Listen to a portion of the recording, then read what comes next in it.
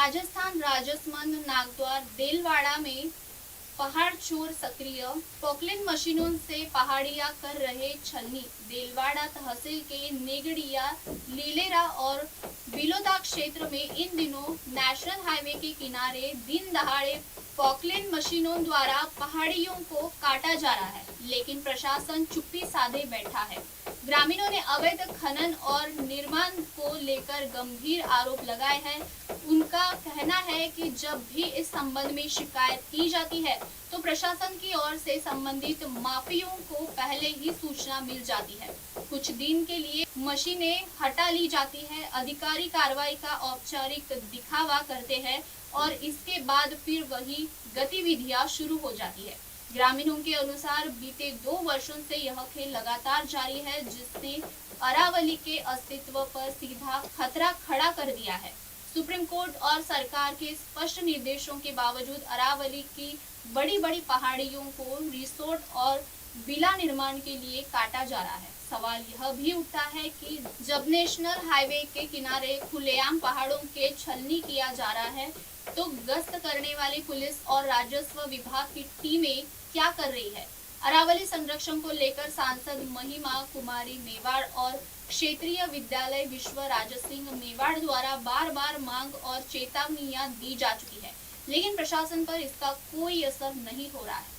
विधायक कई अवसरों पर अरावली पर्वतमाला के संरक्षण की आवश्यकता पर जोर दे चुकी है, बावजूद इसके स्थित जस की तस बनी हुई है। वही क्षेत्र में बिना अनुमति हो रही है पहाड़ कटाई को लेकर देलवाड़ा तहसीलदार हेमंत शर्मा अब मशीनें जब्त करने, जुर्माना लगाने और खातेदारी निरस्त करने के प्रस्ताव भेजने की बात कर रहे हैं, लेकिन ग्रामीणों का सवाल है कि प्रशासन अब तक किसका इंतजार कर रहा था।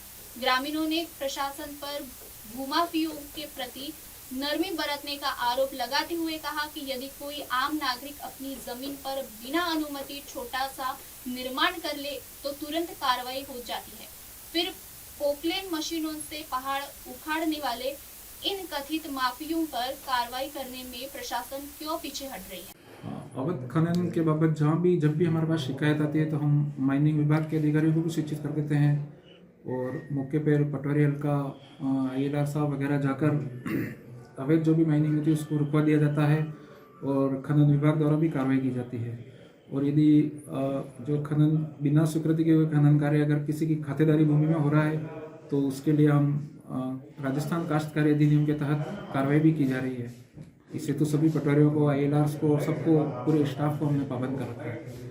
सर अभी दिलवाड़ा हम नियमित रूप से चेकिंग कर रहे हैं और जहाँ कई जगह तो क्या है कि कन्वर्जन भी हो रखा है और उनको परमिशन देके कार्य किया जा रहा है और जहाँ जहाँ नियमित बिना परमिशन के कार्य किया जा रहा है वहाँ हम रुकवा देते हैं और उनके विरुद्ध कार्रवाई भी नियमित रूप से करते हैं। सर मुख्य रूप से लीलेरा की बात करें, अभी लीलेरा गांव की, तो वहाँ पर करीबन 5 जगह एक ही पॉइंट पे 5 जगह बड़ी बड़ी मशीन लगा के उसकी मैं अभी जांच करवा देता हूँ। अभी पटवारी जी को और ILR साहब को मौके पे भेजकर जो भी है उचित कार्रवाई कर जी सर, हर बार निर्माण कार्य होता रहता है ग्रामीणों द्वारा। आपको प्रशासन इसमें मिला? नहीं, ऐसा बिल्कुल भी नहीं है, ऐसा 1% भी नहीं है। और अगर बिना स्वीकृति पुनः किया जाता है तो हम माइनिंग विभाग के अधिकारियों को बुला के और उनकी मशीनें जब्त करवाना वगैरह जो भी है वो कार्रवाई भी करवाते हैं। सर अभी उनके द्वारा कहीं जब्त भी किया, चालान भी बनाए गए हुए हैं, कई बार उनसे जुर्माना भी वसूला गया।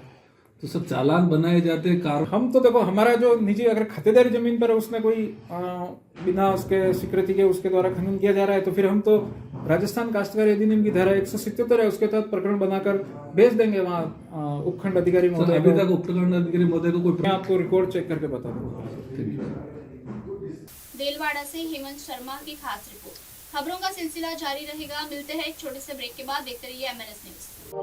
आप देख रहे हैं MNS न्यूज, सच जरूर।